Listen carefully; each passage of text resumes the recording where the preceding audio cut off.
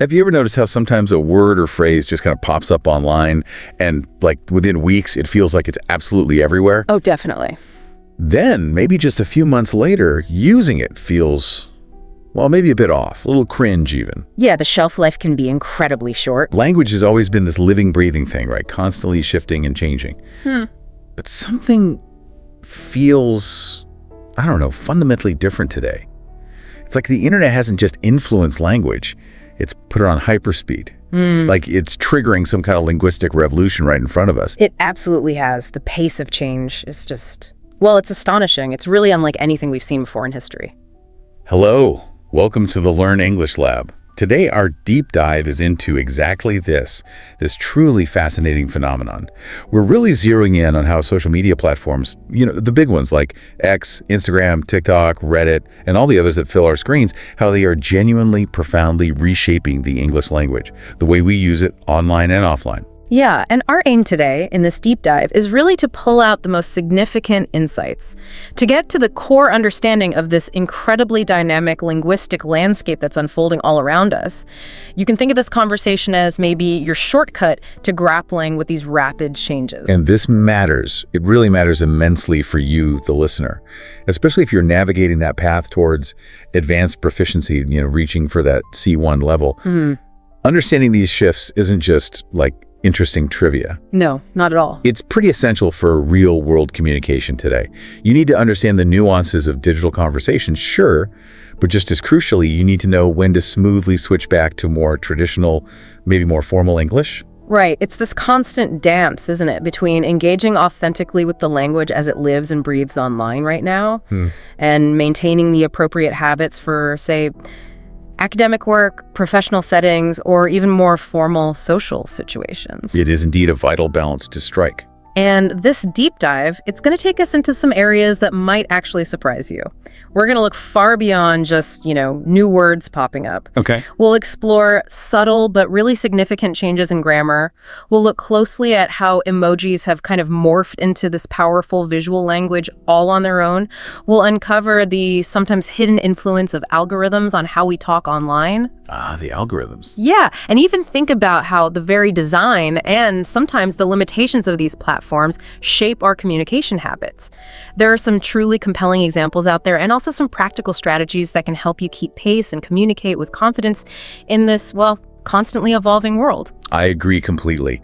So let's jump right into the heart of how this revolution is unfolding. We know language has always changed, right? I mean, Chaucer's English. It's practically a foreign language to us now. Barely recognizable in parts. Right. And the King James Bible used thee and thou.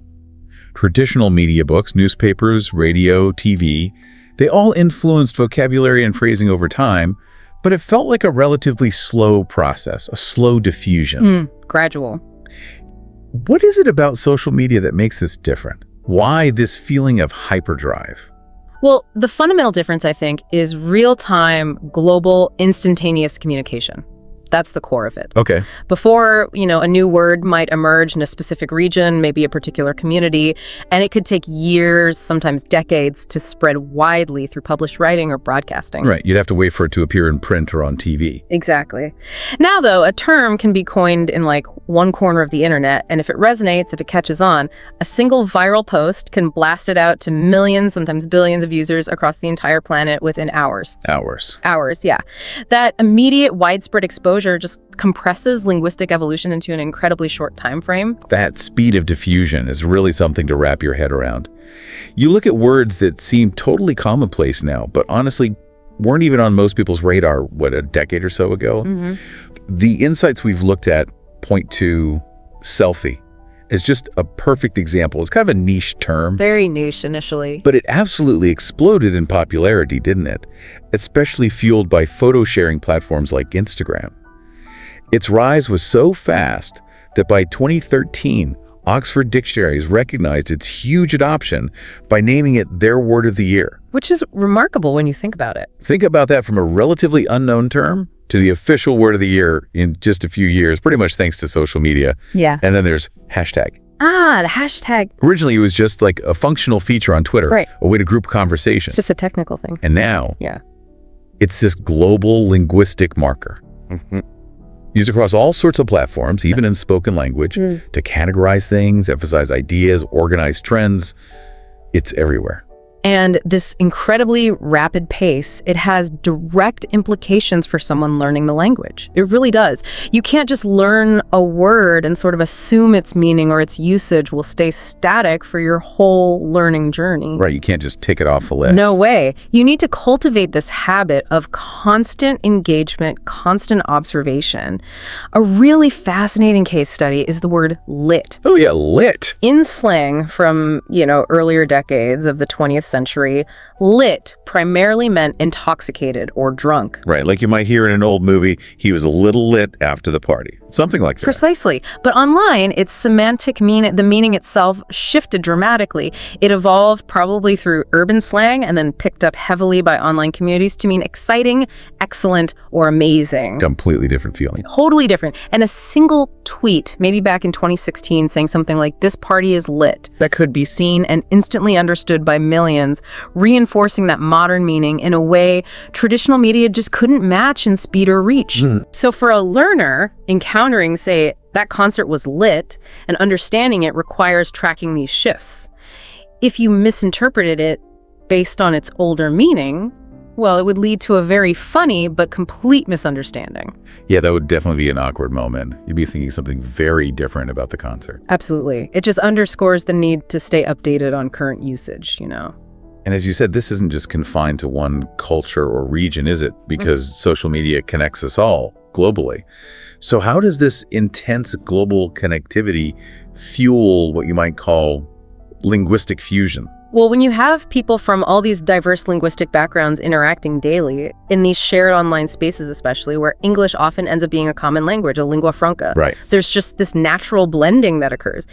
English, being such a dominant online language, it readily absorbs terms, phrases, sometimes even grammatical structures from other languages. And this creates these really vibrant, kind of hybrid expressions. Okay, so you see bits of other languages popping up in English sentences online. All the time. Think about specific online communities, like within anime fandoms on platforms like Reddit, you'll frequently encounter the Japanese term kawaii, meaning cute. It's used just like a standard English adjective in that context. Okay, kawaii. Or look at global K-pop communities thriving on Twitter, Instagram, TikTok. The Korean term aegyo, which refers to a sort of cute, charming display or act. Aegyo. That's perfectly commonplace within those groups. People use it naturally. And the examples we see really illustrate this beautifully, don't they? A tweet like, "His aegyo is so kawaii, it just seamlessly blends Korean, Japanese, and English, all within the specific cultural context of that global fandom." It's a complete sentence, perfectly understood by people in that group, the in-group, but maybe baffling to someone outside it. Indeed. And understanding these influences isn't just about adding vocabulary words, it's really about gaining fluency in the cultural nuances of these multicultural online spaces.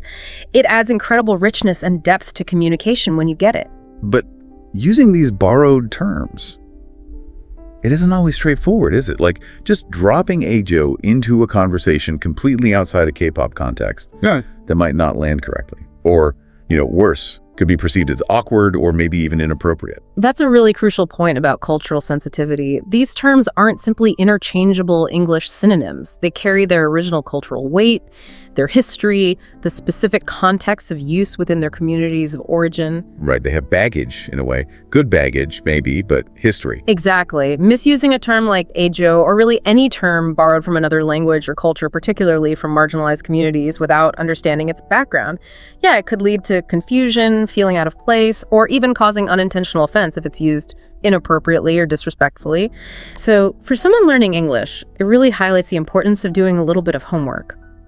Before you adopt these terms, maybe look into their origins, see how they're actually used by native speakers within their original cultural context. It's about building that broader cultural competence, which today, I think, is inseparable from true linguistic fluency. That insight resonates really strongly. It's a powerful reminder that language is so deeply tied to culture. And speaking of communities driving language, Social media has really leveled the playing field, hasn't it? It seems to empower users themselves to coin terms and popularize them, completely bypassing the traditional language authorities like dictionaries or academic bodies. Oh, absolutely. That empowerment is a hallmark of the digital age. Users aren't just passive recipients of language anymore, they are active creators. And this user-driven innovation has led to the widespread adoption of words that really began in very specific, often quite niche online communities. Can you give an example? A prime example is Stan. Stan.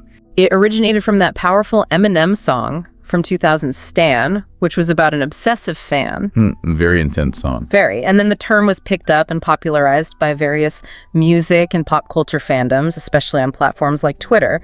But what's fascinating is how it evolved. It started as a noun, he's such a stan. Right. And then it quickly became a verb, I stan Taylor Swift, meaning to be a passionate, sometimes maybe overly enthusiastic supporter of someone or something. So not only does the meaning kind of shift and broaden, but the actual grammatical function of the word changes too. That kind of flexibility really shows the creative energy online. It truly does. Another term like yeet is a good illustration. Yeet. I hear that one a lot, but I'm not always sure. Right. It seemingly emerged from online video communities, maybe Vine originally, and then went viral. It's often used to describe throwing something forcefully, or sometimes just as an exclamation of excitement or approval, like he just yeeted the ball across the field, or just yeet when something cool happens. Okay, so it has a couple of functions. Yeah, these terms just bubble up from the grassroots, from the users themselves. The implications of this feel kind of twofold. On one hand, it's amazing, isn't it, to see this linguistic innovation, these new ways to express very specific feelings or actions. But for a learner, it can also feel incredibly overwhelming, like trying to keep up with an ever-changing tide, especially with terms that might be super popular one month and then just disappear the next. That's a very valid concern, trying to master every single fleeting term that pops up online. Well, it's likely an impossible task, and certainly an exhausting one for anyone, native speaker or learner. Yeah, I can't even keep up sometimes. Exactly. So the sensible approach, as we see suggested in the material we looked at, is probably to be selective. Focus on the words and phrases that demonstrate wider adoption, the ones that seem likely to stick around for a while, rather than getting caught up in every piece of really transient slang. Observe which terms gain significant traction across different groups or different platforms. Okay, focus on the bigger trends, not every little ripple. Something like that, yeah. And the technology itself, you mentioned this earlier, the actual design of the platforms we use, that also plays a significant role, doesn't it? It shapes the language we use on that platform. It's a really fundamental influence. Think about Twitter's historical character limit, originally 140, now 280 characters. That constraint inherently encouraged brevity, didn't it? Heavy use of abbreviations, packing as much meaning as possible into a very small space. Right, you had to be concise. You had to. Or look at TikTok. Its format, dominated by short, looping videos, it naturally prioritizes catchy, attention-grabbing phrases, linguistic hooks, language that is immediately understandable and memorable within just a few seconds. Get the message across fast. Instantly. And then there are the algorithms. We mentioned them briefly. They're not just recommending content, they're actively influencing the language we see by amplifying certain types of language. Exactly right. Platform algorithms are designed primarily to maximize engagement, keep you scrolling, keep you watching. So, if a particular word or phrase, or even a style of language is used frequently in posts that get a lot of likes, shares, and comments, the algorithm is more likely to show that type of content and therefore that type of language to more users. I see. So it creates a feedback loop. Precisely. It reinforces the usage of trending terms. Think about how Instagram's algorithm might favor posts using popular hashtags like #vibes or #OTD outfit of the day. Because those posts get engagement, the algorithm shows more posts like them, making those terms even more prevalent in everyone's feed. Like a TikTok caption that's maybe short and uses a popular phrase. Good vibes only, yeah. It's concise, easily searchable because of the hashtag, visually enhanced by the emoji, and that entire package is kind of optimized for algorithmic visibility and hopefully for the creator, virality. Exactly. The platform design sets the stage, right? And the algorithm acts as the amplifier, reinforcing certain linguistic behaviors. So given all this rapid pace, the global blending, the user-driven innovation, the influence of technology, and these algorithms, what are the big picture implications for you as a C1 learner who's striving for advanced fluency in English? That sounds like Well, the ability to adapt and a constant awareness of context are absolutely paramount. They absolutely are. There's this perpetual tension, isn't there, between the very informal, rapidly changing language trends you encounter constantly online and the expectations in more formal or traditional settings. Consider the term slay. Okay, sway. On social media, it's a widely used term of strong praise. It means to excel at something or be incredibly impressive. You totally slayed that presentation, or her outfit slays. People use it all the time. Right. Very positive. Very positive, very emphatic. Yeah. But imagine using slay in a formal job application or a business proposal. Yeah. That's probably not going to impress the hiring manager or land that client, is it? Highly unlikely. It would almost certainly be perceived as unprofessional, maybe even flippant, and definitely inappropriate for that register, for that context. So a truly crucial skill, then, is mastering this balancing act between registers. It's not about ignoring social media language because you need to understand it, but understanding its place. Exactly. And a suggested practice technique, which I think is really useful, is actively rewriting casual social media language into formal English. Oh, interesting. Like taking a tweet and making it sound professional. Sort of, yeah. That kind of exercise forces you to consciously identify the differences in vocabulary. Slay becomes excelled or was highly effective. Phrasing, fragments become full sentences, and overall tone. It's an excellent way to build that sort of muscle memory for switching registers. It prompts you to think about, okay, what's the formal synonym? What's a more complex sentence structure I could use here? What's the overall tone required for this different audience and purpose? Precisely. It makes the differences explicit. Okay, let's delve deeper into this shift by exploring what feels like the most visible change for many people. The emergence of entirely new vocabulary and slang. Why does slang seem to just flourish and spread so effectively on social media platforms? Well, slang is inherently suited to that environment, isn't it? It's often concise, which fits character limits and short attention spans. It's highly expressive, packing a lot of meaning or attitude into a single word or phrase.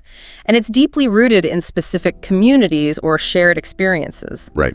Terms frequently begin within a particular group, could be gamers, fans of a specific influencer, people sharing a hobby, and then if they catch on, if they resonate more broadly, they can spread rapidly to wider audiences through shares, retweets, viral videos. Like we mentioned yet earlier, or sus, which became incredibly popular thanks to the game Among Us, meaning suspicious. Exactly, perfect example.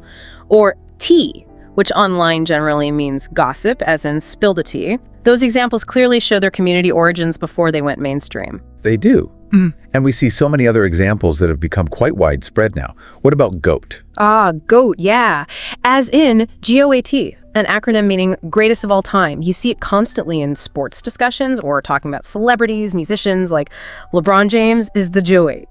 And again, that little GOAT emoji immediately adds that layer of visual reinforcement to the slang term itself. It connects them. It does. It's very common. Or take savage. That's used to describe something bold, ruthless, or maybe exceptionally clever, particularly like a comeback or a witty response. The example often cited is, her clapback was savage. It conveys a strong reaction very quickly.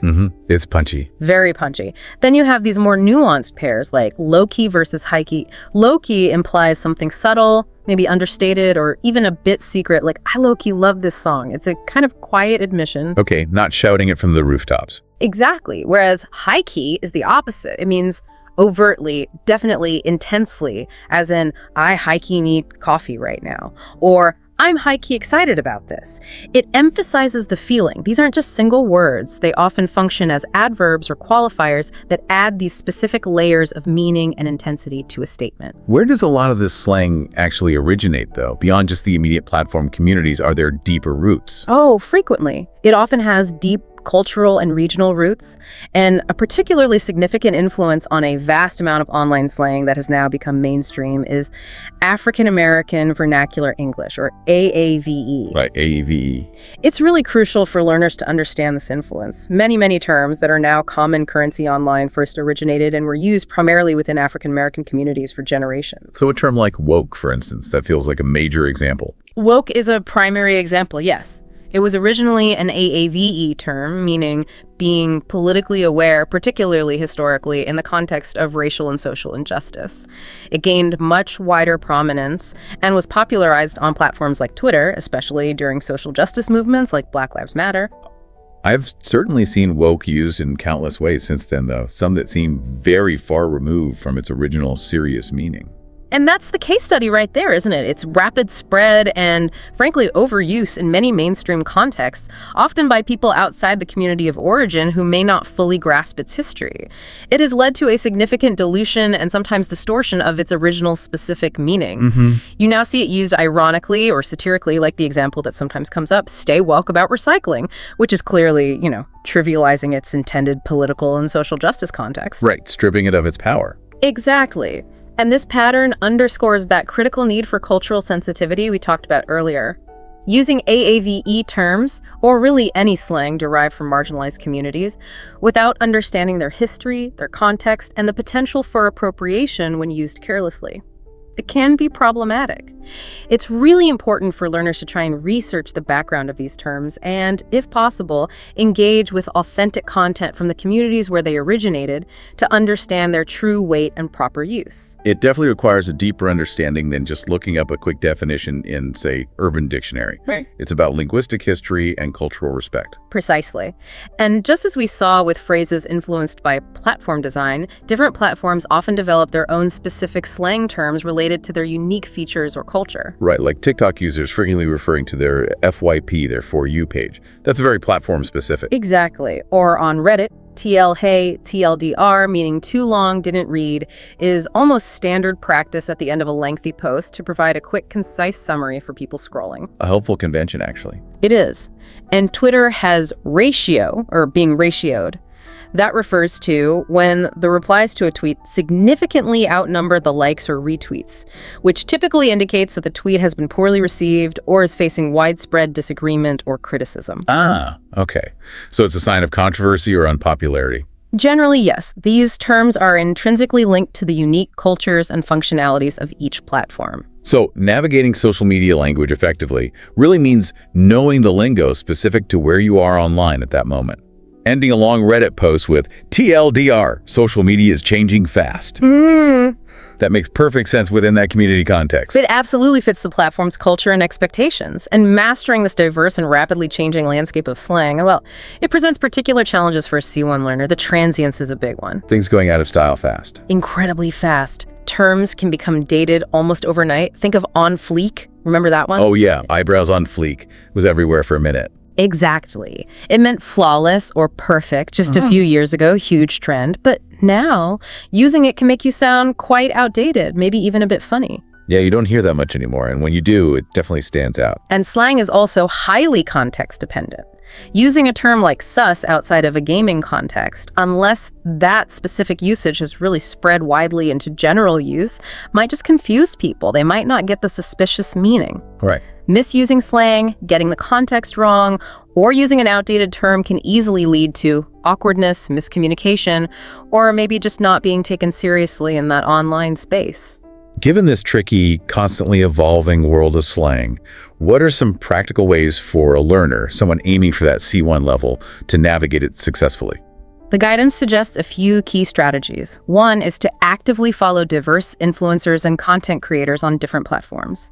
See how fluent speakers use slang naturally, organically within their own communities. Pay attention to context. Okay, observe the natives in their natural habitat, so to speak. Kind of, yeah. Also, use resources like Urban Dictionary. It can be a good starting point for definitions, but always with the caveat that definitions are user-submitted, they can vary wildly in accuracy and might lack nuance. So it's best used maybe in conjunction with observing actual usage. Right, cross-reference it. Definitely. Another tip is to practice using slang, maybe in low-stakes environments first. Perhaps in comments on posts where it seems appropriate, or even just writing mock posts for yourself to test your understanding and get a feel for how it's received or how it sounds. Get your feet wet carefully. Exactly.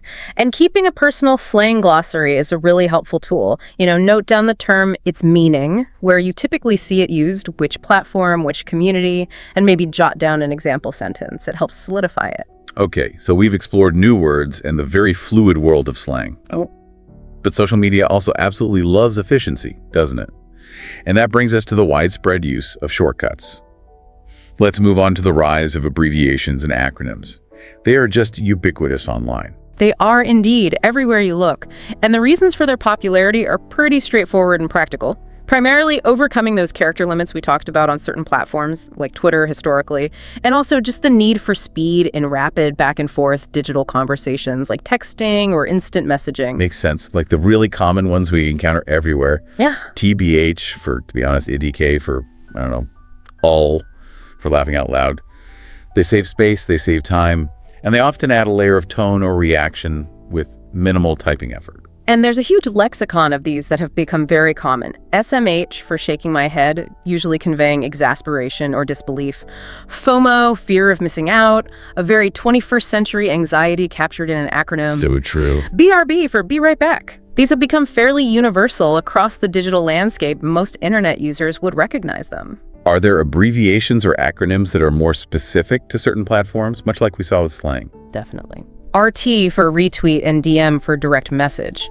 Those originated on Twitter but have now spread to other platforms like Instagram and elsewhere. They're widely understood. Right. Slide in my DM. Exactly. Then you have things like AMA for Ask Me Anything, which is a signature format on Reddit, driving lots of engagement there. POV for point of view is hugely popular on TikTok and Instagram Reels, used to frame videos from a specific perspective, putting the viewer in the scene. These abbreviations are really tied to platform features or common community activities. You mentioned FYP earlier as slang, but it's also an acronym, isn't it? For you page? It is, absolutely. It functions both ways. TikTok's FYP stands for the For You page, which is that main algorithm-driven feed where content goes viral. So using it in a caption like, hope this hits the FYP, hashtag dance challenge, that's leveraging that platform-specific acronym with a very specific goal in mind, hoping the algorithm will boost visibility and make the post popular. Okay, so understanding these acronyms is actually crucial for understanding the underlying goals and strategies people use in their online communication. It's not just shorthand. Not always, no. Sometimes it carries strategic weight. This brings up a potentially tricky point. Can these abbreviations sometimes have more than one meaning, depending on the context? That sounds like a minefield. It can be. That's a significant challenge for learners, and honestly, sometimes even for fluent speakers, if the context isn't super clear. Yes, there can definitely be contextual ambiguity. A great example is DM. Okay. Most commonly, as we said, it means direct message, like DM me for details. Simple enough. But in some contexts, maybe indicated by surrounding punctuation or just the overall tone, it can also stand for doesn't matter. Oh. Yeah, like, should we worry about that? Nah, it's DM, just chill, meaning it doesn't matter, don't worry about it. Oh, that could be really confusing. Imagine someone asking you to send them a private message, and you respond thinking they meant doesn't matter. Exactly. Total miscommunication waiting to happen. Learners have to be particularly attentive to the surrounding text, the overall conversation, and the likely intent of the speaker when they encounter abbreviations that might have multiple potential meanings.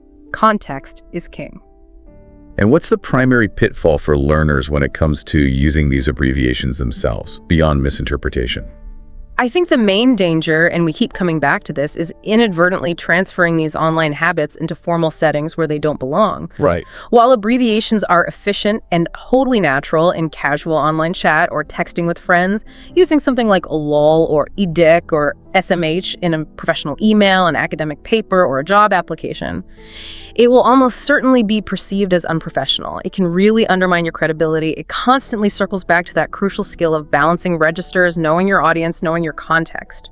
So that exercise we talked about, rewriting casual online text into formal English, is very relevant here too, isn't it? Taking something like, I don't know, TBH, IDK, what's up, lol, and translating it into appropriate formal language. Absolutely. It forces you to consciously find the formal equivalents like, to be honest, I do not know what is happening. And crucially, to omit elements like lol that are purely markers of informal tone and have no place in formal writing. Okay, so for mastering abbreviations, what's the advice? Similar strategies to slang, really. Maybe keep a glossary, perhaps organized by platform or by type, common versus niche. Include examples. Carefully observing how native speakers use them is key. You pick up on the subtle nuances of tone and context that way, and practicing using them yourself in mock posts or casual online interactions helps build confidence and lets you understand their function in real communication flow. Okay. Moving beyond just text and letters, there's this whole other layer of visual language that social media has really elevated, hasn't it? Emojis. They feel almost universal now, crossing language barriers in a way that text sometimes can't. What key functions do emojis serve in online communication? Emojis serve several really vital functions, adding all these layers of meaning and emotion to our digital messages, which can otherwise be quite flat. Firstly, and most obviously, they are powerful tools for emotional expression. A simple stare can convey friendliness or contentment. O signals worry or disappointment. A lu indicates laughter or amusement. They give emotional color. Right, they add a lot of personality and feeling to what might otherwise be just plain text. Much harder to misread the emotion sometimes. Exactly. Which leads to the second function, tone clarification. Text alone can be notoriously ambiguous. Was that comment sarcastic? Was it serious? An emoji can immediately signal the intended tone. The example often highlighted is something like, new job, A. That party popper emoji leaves absolutely no doubt that this is good news. It's a cause for celebration. It adds an element of excitement and positivity that the words alone might not fully convey. Yeah, takes the guesswork out. And fascinatingly, some emojis seem to have taken on specific cultural slang meanings, going way beyond their literal image. Yes, this is where it gets really interesting. They've evolved. The teapot emoji, for instance, has become widely recognized in many online circles as shorthand for tea, meaning gossip, as in spill the tea. Okay, so the emoji is the slang. In that case, yes. Or the goat emoji, as we mentioned earlier, is frequently used to represent the acronym GOAT, greatest of all time.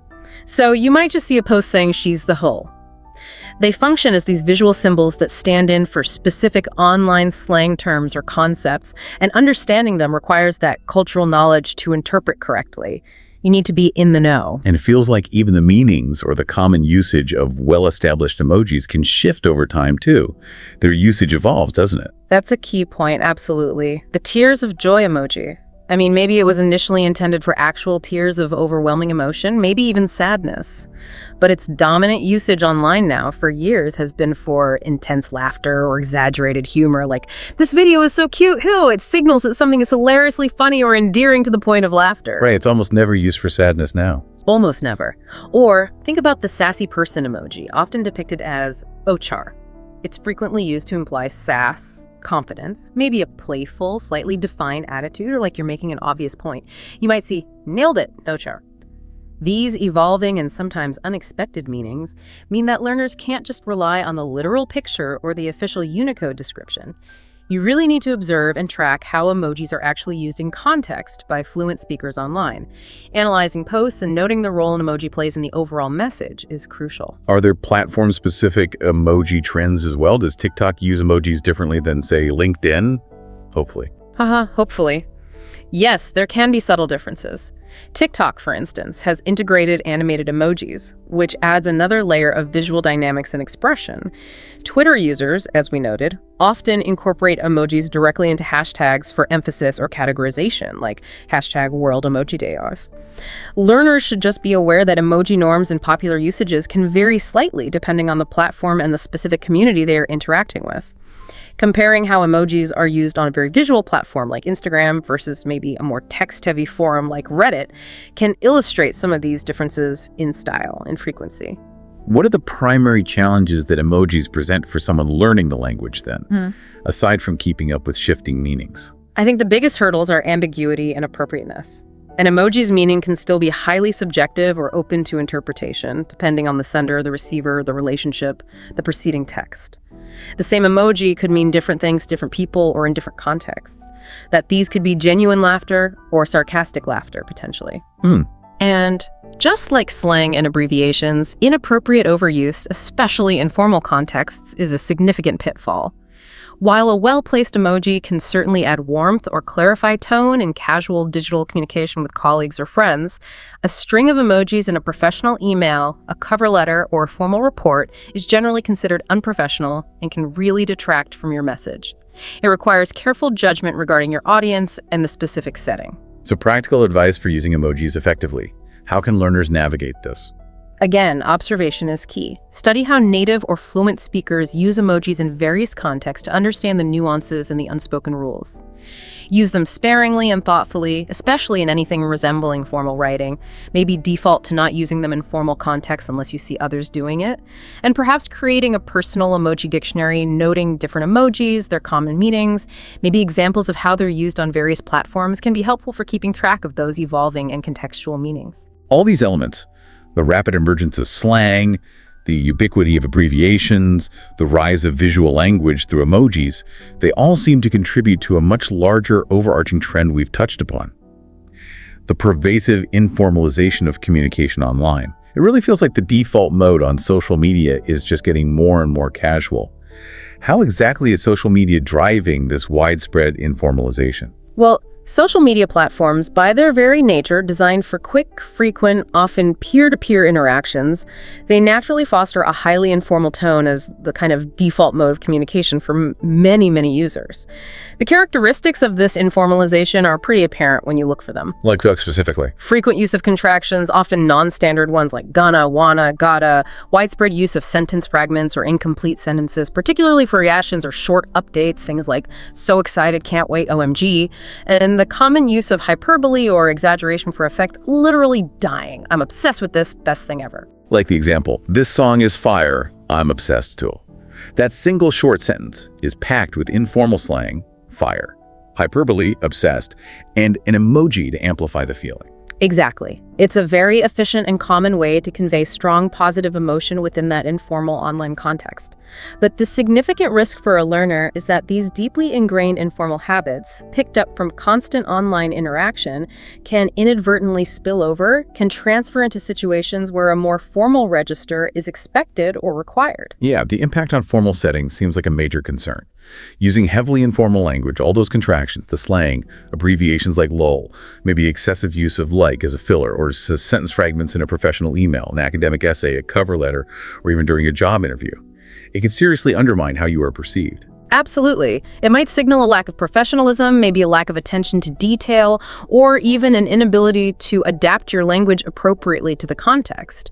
It strongly reinforces, yet again, the need to consciously maintain and practice formal communication skills alongside the informal ones you naturally absorb online. You can't let the formal skills atrophy just because you're online a lot. Precisely. And that exercise we discussed earlier, taking a casual online post or maybe a text exchange and consciously rewriting it in formal English is incredibly valuable precisely because it forces you to engage in that active register switching. It highlights the stark differences in vocabulary choice, grammatical structures like avoiding fragments, punctuation, and overall tone. Does culture play a role in how informal people get online? Is it the same everywhere English is used?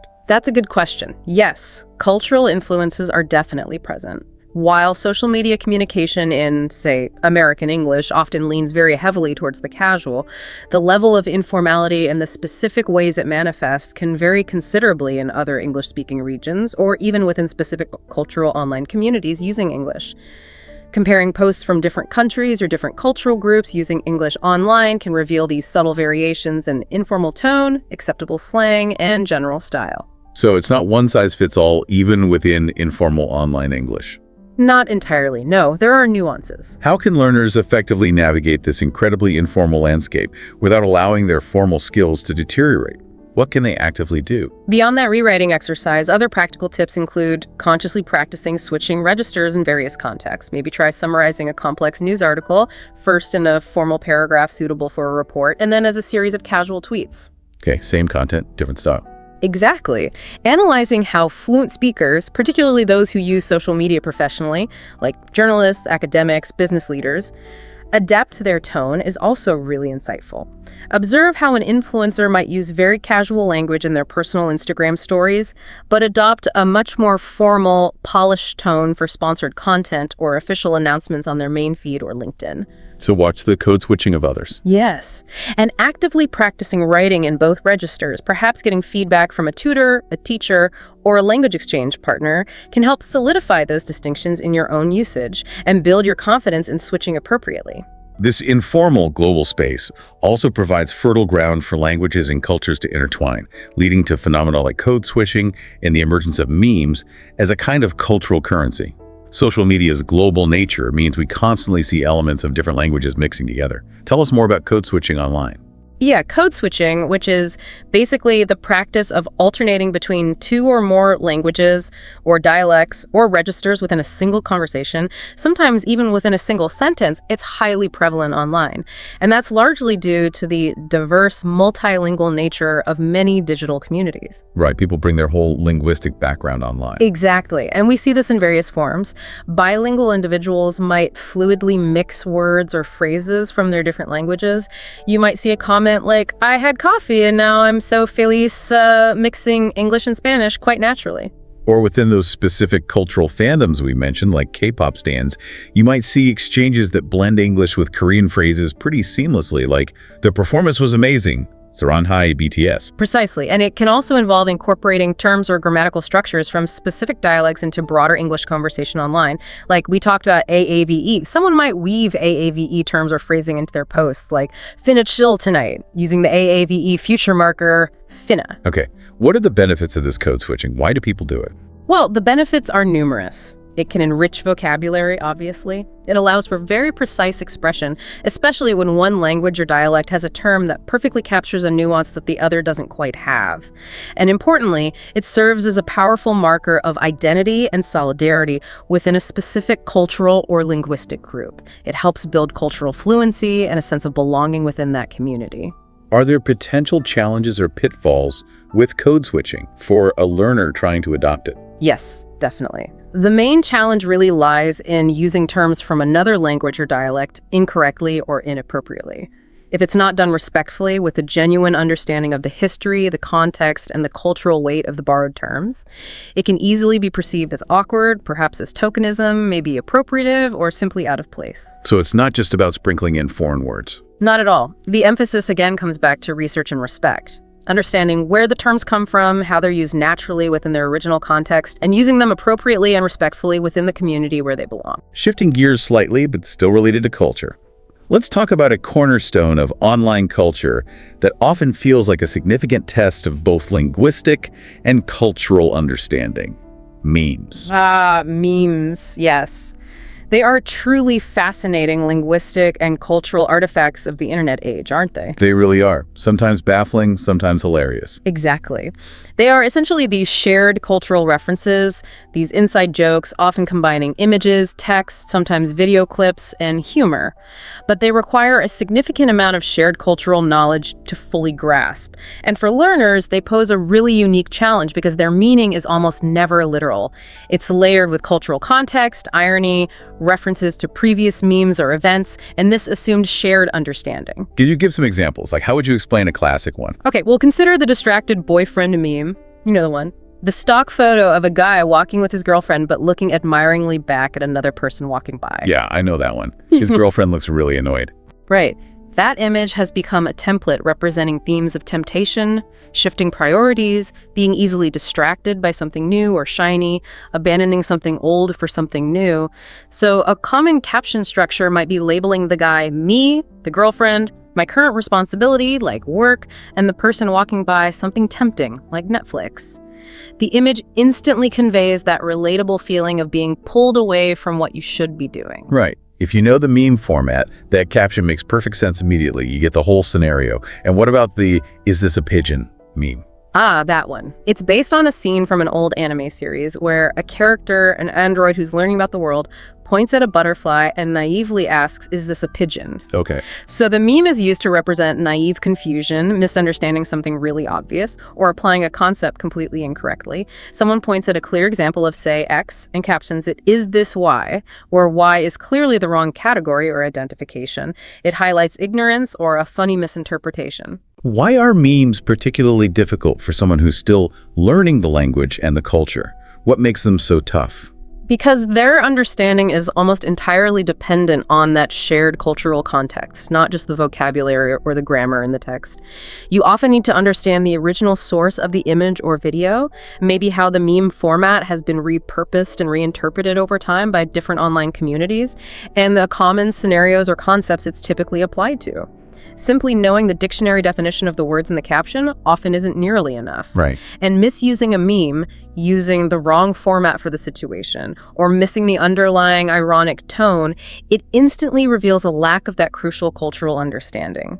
Your attempt at communication can fall completely flat, be confusing, or even unintentionally offensive if the meme happens to have some problematic undertones or history you weren't aware of. So how can a learner even begin to navigate and understand this complex world of meme culture? It feels like you have to be constantly online. It helps, but there are strategies. Practical steps include actively immersing yourself, maybe cautiously at first, follow popular meme pages or communities, perhaps on Reddit like memes or specific interest groups, just to start seeing the patterns and the common references. Observe how people react to them. Okay, lurking and learning. Exactly. And don't be afraid to ask for clarification. If you encounter a meme you just don't understand, ask in the comments, in forums, or ask a language partner or a friend. Most people online are actually quite happy to explain the lore or the joke behind a meme if you ask genuinely. People like explaining inside jokes. They often do. And just like with slang and abbreviations, creating a personal meme glossary can be surprisingly helpful. Maybe save the image, note down the common text patterns associated with it, what concept it generally represents, and perhaps where you typically see it used. It helps you recognize it next time. These cultural trends and linguistic shifts from slang and emojis to code switching and memes, they're often spread and shaped by these powerful, sometimes almost invisible forces operating behind the scenes. Let's talk about hashtags and algorithms. Hashtags started out seeming like simple organizational tools maybe, but they've become much more dynamic than that, haven't they? Oh, they're far more than just digital filing cabinets now. Hashtags serve multiple really critical functions online. Yes, they provide categorization, helping users find content related to specific topics like your hashtag Motivation Monday for inspirational posts or hashtag travel photography to find travel pictures. That's the basic function. But they are also used heavily for branding and promotion. Companies use campaign-specific hashtags, influencers use hashtag aid or hashtag sponsored to clearly label paid content. And perhaps most significantly, they have become powerful tools for organizing and amplifying social and political movements and raising awareness about issues. Think about the impact of hashtags like hashtag #MeToo or hashtag Black Lives Matter. They've become essential connectors, haven't they? Allowing people to find conversations, find communities, find movements they care about, even globally. Absolutely. And they also act as these powerful trend-setting and trend-amplifying mechanisms. A hashtag can suddenly gain rapid popularity, it can go viral, and suddenly millions of people are using it, driving conversation and visibility around a particular topic, event, or theme in real time. They shape what's being talked about. What makes hashtags challenging for a learner who's trying to keep up, though? I think their transient nature is a significant hurdle. Hashtags emerge, become incredibly popular for maybe a short period, often linked to a specific news event, a viral challenge, a TV show episode, and then they can fade away just as quickly as new topics and trends take their place. It's a constant churn. Right, yesterday's trending hashtag is old news today. Often, yeah. So learners need to cultivate this habit of actively tracking trending tags on different platforms. Twitter, Instagram, TikTok all have trending sections to stay current with what people are talking about right now and how those conversations are being organized and found using hashtags. What are some practical tips for using and understanding hashtags effectively beyond just watching the trending lists? We'll definitely explore those trending topics or trending hashtag sections on the platforms you use most often, just to get a sense of what's current and relevant in different communities or the wider public discourse. When you're posting yourself, use hashtags contextually. Don't just spam random popular tags. Make sure they actually align with your content and the broader conversation happening around that tag. Otherwise, it can seem out of place or like you're just trying to game the system. Right, relevance is key. Yes. And it's also interesting to observe how hashtags evolve over time. Some might start with one specific meaning and then take on others, or their usage might broaden or narrow as the conversation shifts. Now, let's delve into those hidden drivers we touched on earlier. Algorithms. How do the algorithms that power our social media feeds actually shape the language we see, and by extension, the language trends that emerge and spread? Yeah, the platform algorithms are incredibly influential, often underestimated forces in the online linguistic landscape. They are explicitly designed, programmed to promote content that maximizes user engagement, likes, shares, comments, watch time, basically, things that keep people on the platform for longer. Okay, their goal is engagement. Right, and this means they actively influence which types of language trends gain visibility, reach, and momentum. The example often seen is how hyperbole, really attention-grabbing, sometimes exaggerated language like, you won't believe this, or this is the most amazing thing ever, or must-see video, that kind of language frequently goes viral, precisely because algorithms are often programmed to favor language that is highly engaging, attention-grabbing, and drives clicks and interactions. So the algorithm itself might reward language that is exciting or maybe even a bit extreme if it gets reactions. In many cases, yes, if that language demonstrably leads to more interaction. And algorithms can also contribute significantly to creating what are known as echo chambers or filter bubbles. Right, where you only see things you already agree with. Exactly. By continuously feeding users more of the content, and importantly, the language styles they have previously interacted with and shown interest in, algorithms can inadvertently reinforce the use of very specific, sometimes quite niche slang, terminology, or ways of speaking within particular online communities or subcultures. This can make those communities feel even more linguistically distinct, potentially making it harder for someone outside that bubble to understand the language being used within it, because they just aren't being exposed to it by the algorithm. That's a potential challenge for learners, isn't it? Being exposed to maybe only a very narrow linguistic slice of English online, curated by an algorithm based on their past clicks. It really is. You might miss out on a huge amount of variety. So, how can someone navigate this algorithmic influence? How can you, as a learner, try to ensure you are seeing a broader spectrum of English as it's actually used online, not just what the algorithm thinks you want? Well, practical strategies involve making a conscious effort to diversify your online feed. Don't just rely on the main feed. Actively seek out and follow accounts from different communities, different regions, different age groups, people with varied perspectives and communication styles on the platforms you use. Don't just let the algorithm decide everything you see. Be proactive about who you follow. Exactly. Also, actively engaging, liking, commenting on, and sharing a wider variety of content also signals your broader interest to the algorithm and can help diversify the language you are exposed to over time. And thirdly, maybe consciously study the language used in trending posts, even if they're outside your usual feed or interests. Look at why certain posts are trending, what language, what phrasing, what tone is being amplified by the algorithm right now. Understanding that can be very insightful. So considering everything we've covered now, this unprecedented speed of change, the explosion of diverse slang, the efficiency of abbreviations, the rise of visual language with emojis, the pervasive informalization, the cultural blending through code switching and memes, and the powerful hidden influence of hashtags and algorithms, what would you say are the big picture consolidated challenges for a C1 learner, someone really striving to master English in this dynamic social media age? Okay, let's try to summarize the key hurdles we've identified, pulling it all together. I think there are three main ones. First, there's the sheer informal overload.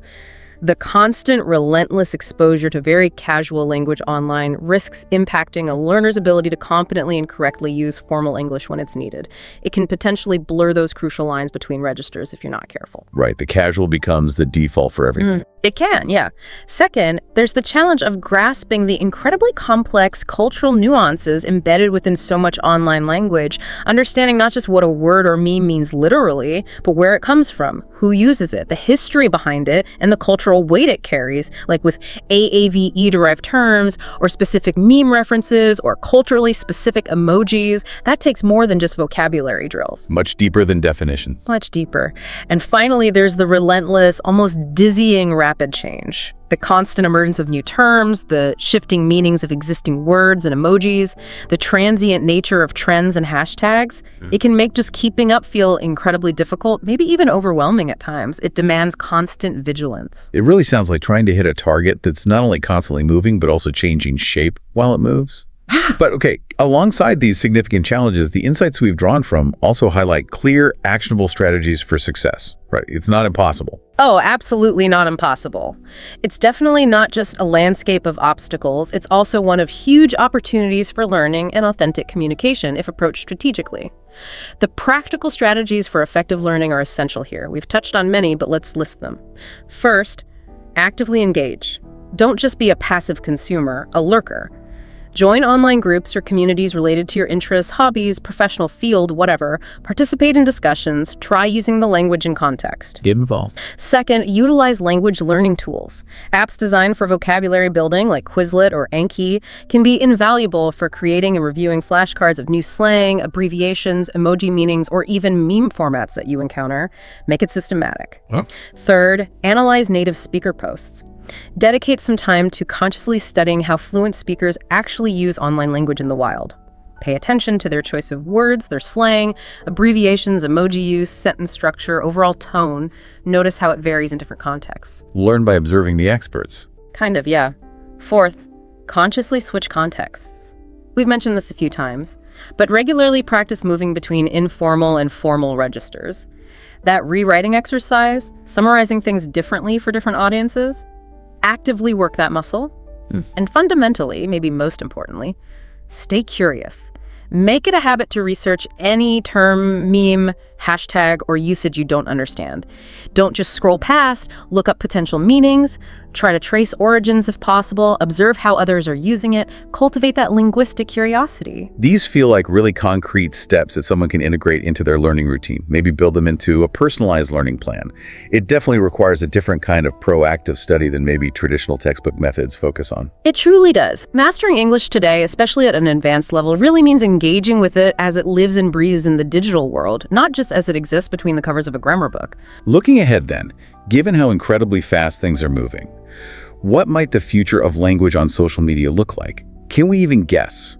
What trends might shape how we communicate online next? It's always speculative, of course, but the insights suggest a few potential directions. One strong possibility is a continued and perhaps even accelerated increase in visual language.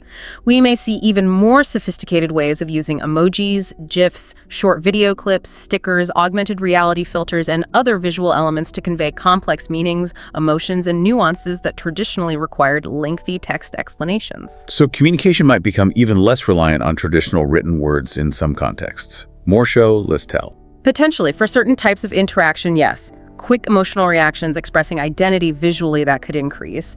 Another fascinating, maybe slightly unsettling possibility is the potential emergence of AI-driven slang. AI slang, what do you mean? Well, as artificial intelligence language models become more sophisticated and more integrated into our communication tools, our writing assistants, even chatbots we interact with, could they start inadvertently, or maybe even intentionally, creating or popularizing new terms or phrases themselves? Could algorithms move beyond just amplifying human language trends to actively inventing new linguistic elements that users then adopt? Wow, that is a wild thought.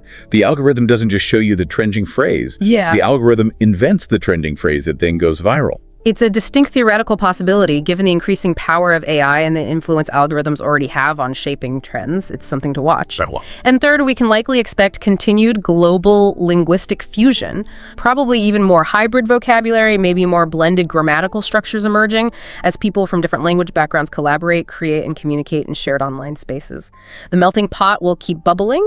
One creative exercise suggested to think about this is to try and predict, say, 5 potential future slang terms yourself. Invent them. And then write mock social media posts using them. It forces you to think actively about the mechanisms and the reasons why new language emerges online. What needs does it fill? That's a fun challenge. Okay, bringing our deep dive to a close then. It feels undeniable, based on everything we've discussed, that social media has fundamentally transformed the English language. It has, without a doubt. It's made it more dynamic, more global, certainly more informal in many contexts, and much more visually rich than ever before in its history.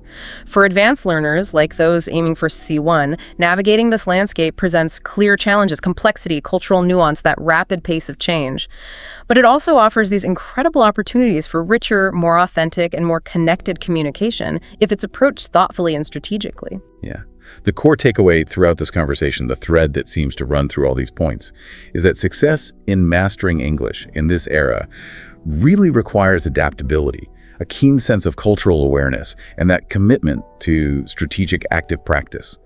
It's just not enough to passively observe anymore. You have to actively engage with the language as it's being used right now, online and off. And perhaps a final provocative thought to leave you with, something to mull over, building on everything we've discussed today. Social media hasn't merely added some new words to the dictionary or sped up the process of change. It has, arguably, fundamentally shifted who holds the authority over language. The power to create, to popularize, to validate, and ultimately shape the English language has moved significantly away from traditional gatekeepers like dictionaries, grammar books, academic institutions, broadcasters, and towards the collective, distributed and constantly interacting creativity of billions of users online. The users are the authority now, in many ways. That's a really powerful thought to end on. The democratization of language itself. If you found this deep dive valuable and want to keep exploring resources related to understanding and mastering English in the modern world, please feel welcome to like, share, and subscribe to this YouTube channel. It really helps. It genuinely helps us bring more of these deep dives to you, exploring how language works and how you can master it.